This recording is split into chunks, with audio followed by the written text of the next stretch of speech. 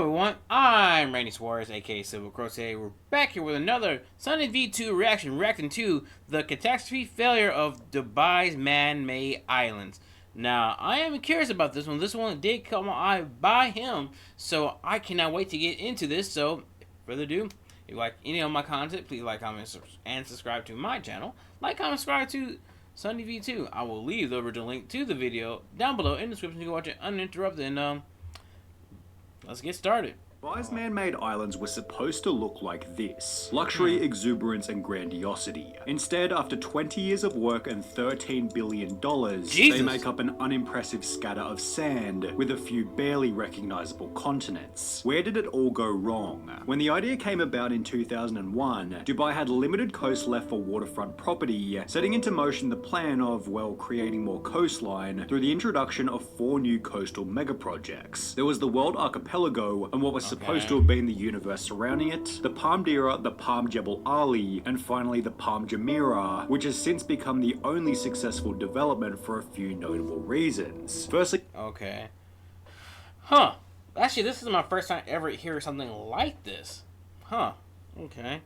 The Palm Jumeirah was built prior to the other projects, having been completed in 2006 before the global financial crisis. On top of this, Jumeirah was the smallest and most easily accessible of the 4 projects, being built off the already established Al Sufu, a popular area known for being the most expensive district in all of Dubai. The Palm itself has been planned incredibly well, with a perfect mix of residential and commercial property, making it a self-sustaining area with businesses for the residents. However, that's not to say that the project has been without problems. Shortly after its completion, the New York Times reported that the Palm Jumeirah, as well as the 3 other mega projects, were all sinking back into the ocean at a rate of 5 millimeters per year, with one article stating, "We're guessing that sand piled up from the ocean floor isn't all that good at sustaining the weight of tons of man-made structures, cars, and so forth." The island's developer, Nikhil Properties, responded to these claims by stating, "The Palm is intact. If there was subsidence, you would see cracks in the buildings, windows popping out. We have no evidence of that happening," even going so far as to sue the builder, Penguin Marine, who simply stated that erosion could eat away at the islands. Then there's the issue of the water itself. Regardless, it's like the Titanic, not Titanic, but like like the submarine with the Titanic issue. You're supposed to check these things, like, frequently, to make sure that everything's okay. If you don't, you end up with, let's just say, not so good results. The 3 man-made palms were designed with a crescent on the outside, protecting the residential houses on the inside from the open ocean. Although this has since resulted in issues with water flow, essentially turning the ocean into a lake by stagnating the water within the crescent. On top of this, a study was published in 2022 discussing the Palm Jumeirah Island's construction effects on the surrounding water quality and surface temperatures, which found that the island's construction permanently changed the quality and temperature of the water, causing yet another concern from the public to do with the environment. I have so many... It's one of those things that, before we get into a little bit of this,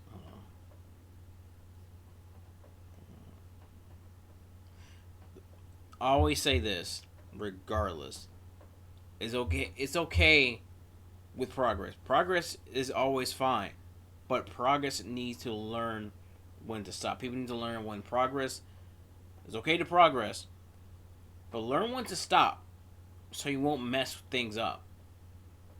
Environment. I have so many questions though, ecological and economic concerns. Did the construction of the islands drive away marine life? Where did the brought in sand come from? And what methods did they use to make sure that the original place of the sand didn't suffer any ecological disaster? When construction began on the islands back in the early 2000s, environmental sustainability wasn't the massive concern that it is these days. The islands were built by transporting 94 million cubic meters of sand from the seafloor, displacing marine life in the process. A Duke University study from 2006, which analysed the island's impacts on marine wildlife, found that the Palm Jumeirah has buried and asphyxiated wildlife, increased turbidity and changed the alongshore sediment transport, while also completely changing the wave patterns on the mainland. The 2006 WWF Living Planet report then found that at the time, the average person in the Emirates puts more demand on the global ecosystem than any other, giving the country the world's largest per capita ecological footprint, owed in part to projects such as the 4 man-made islands. And if these issues apply to even the most successful island, then the other 3 unsuccessful islands must have even more problems. Take for example the Palm Jebel Ali to the south, which suffers from one of the most unfixable property-related issues, a terrible location. I had the chance to view the islands from the shore as they were being built. Even before viewing them in person, I could never understand why anybody would want to live in that location. The Palm Jebel Ali is located so far south of the city, its closest notable development is the Dubai Port and Industrial District, while the Palm itself extends from nothing besides the already existing desert, which isn't exactly the greatest spot. The original plan for this Palm included a new residential district at the entrance, however, as you can see, they never really got there. Some sand and road work has been completed on the Palm, although if you look a little closer, there are signs showing that the project had to halt suddenly. For example, these broken sectors at the end of the Palm indicate that they weren't quite finished laying sand. And see this little island over here to the southwest? Well, that was supposed to be another artificial island called the Dubai Waterfront, designed to combat erosion on the Palm. However, as you can see, the waterfront project has also since been abandoned. Official data was published showing that Nakheel sold only 29 houses on the Palm Jebel Ali before it ceased construction in 2009, with this date hinting at the first major problem. Dubai has been hit by the global financial crisis, especially in real estate. Mega projects like the artificial island off the coast are in danger of collapse. Many construction sites have shut down. The global financial crisis evaporated demand for Dubai housing, with prices falling by over 60% in 2008 and 2009. The empty Palm Jebel Ali was abandoned, as Dubai's lower property prices meant Nakheel could no longer earn enough to cover its construction costs, which was then tied in with an even more serious problem. The developer of the man-made islands was funded by the Dubai government, which relied on oil for its income, which over a 6-month period in 2008 dropped from $140 a barrel to $40 a barrel. This meant that on top of being unable to fetch the property prices they needed, the developers no longer had the money to build the homes in the first place, and it's not like a better location offered a fix to this problem. The Palm Dira to the north was set to be Dubai's largest of the 3 palms, possibly for its central location close to the city and airport. However, this project made it no further than an entrance and a small section at the tip of the crescent. For this reason, in 2013, the project was rebranded as the Dira Islands, with the goal of utilizing the half-built area to feature 80 hotels, multiple residential towers, as well as a golf course. The project If it didn't work the first time, why would you go back?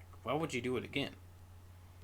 should be completed in accordance with Dubai's 2040 master plan, which might still be sooner than the most catastrophic of the 4 man-made islands, the World. The 2003 promotional video for the World described it as an island paradise where unprecedented opportunity can be found, before going on to state that residents and visitors will enjoy an exceptional array of retail venues. The video showed lavish green islands with prestigious villas, boats and cafes, calling it the ultimate in exclusivity, and while this might be true to some extent, it's likely because nobody else has any desire to be there. The islands themselves look like an absolute travesty. North America and Canada are shaped like a diamond, and cut off by what appears to be the North Pole, while Greenland is the same size as the North American continent, when in reality Greenland is approximately 20 times smaller. Australia looks more like the head of a dog, while New Zealand is shaped like an archway and is missing the bottom half of the country, yet the shaping of the islands is a pretty small problem in comparison to their complete lack of development. Over 90% of the islands are completely empty, despite being 60% sold 15 years ago, with most being used for Google Maps advertising of computer stores, cafes, and of course the swag like Ohio Beach. However, that's not to say that there hasn't been any construction on the islands. A $7 million house was built by the developers in the northwest corner of Greenland, which was then bizarrely gifted to the German Formula 1 driver Michael Schumacher, who's never even commented on the project or given any indication that he's even visited the house. On top of this, the island of Lebanon has been developed into a beach club, which can be used to escape the noise of the city. When it was visited by Yes Theory in their Exploring Dubai's Empty Islands video, he showed that the Lebanon island was fairly empty, yet he also noted that it was right in the middle of COVID, which likely impacted its popularity at the time. The beach club describes itself as the first development to open its doors to the public, yet this might hint at why the rest of the world's islands are yet to be developed. There's nothing else around. around. Without any close businesses or things to do, people aren't going to build houses out there, but at the same time, without any houses, business owners aren't going to go and launch a business out there. Yeah. Given the isolated location, the only people to use any such business would be those already on the islands, because it's not going to be efficient for a mainlander to get on a boat and travel all the way out to the world just to buy something at a store. Even then, what kind of business are you going to launch in the middle of the ocean with nothing else around? What's even crazier is that between 2023 and 2028, Nikhil Properties plans to develop another set of islands around the world Why? for the universe, which seems totally crazy given the lack of success on the existing islands, for which a Reddit user had a different theory about their failure.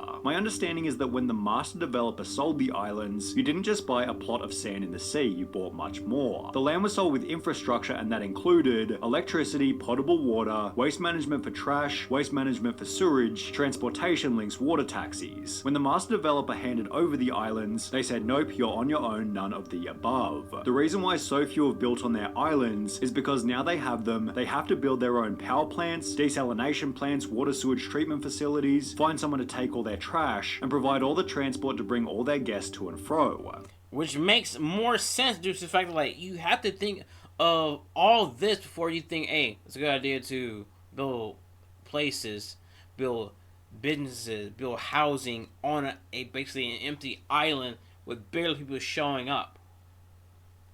Most developers, they don't have the experience, ability, or funding to do all the above. The only thing they could do is walk away or try to find a new buyer for their island, but knowing the current facts, who would buy them? Despite these limitations, a luxury hotel complex called the Heart of Europe has recently been completed on the European islands in the world, which has some absolutely insane features, such as a snow room, a massive sauna, and an underwater bedroom, which in a weird way shows that the project has been somewhat successful. The point of the islands was to increase Dubai's coastline and tourism by doing something unprecedented, and while only one of the 4 mega projects has been successful, they've certainly generated some very interesting discussion. Huh, okay. Well, yeah. I mean, if that's good that they got some success from this. But does not disclose the facts when it comes to, hey, you have to think about these things before you say, hey, let's make a business, let's make a restaurant, let's make housing, because you also have to think about safety as well. But that being said, if you like any of this content, please like, comment, and subscribe to my channel. Like, comment, subscribe to Sun V2. I will leave the original link to this video down below in the description to watch it uninterrupted. Let me know, would you ever visit this place? I mean, you could visit it. I want to visit Dubai, but that part of Dubai, would you ever visit that part? So let me know in the comments down below, and till next time, take care of yourself, stay hydrated, and peace out.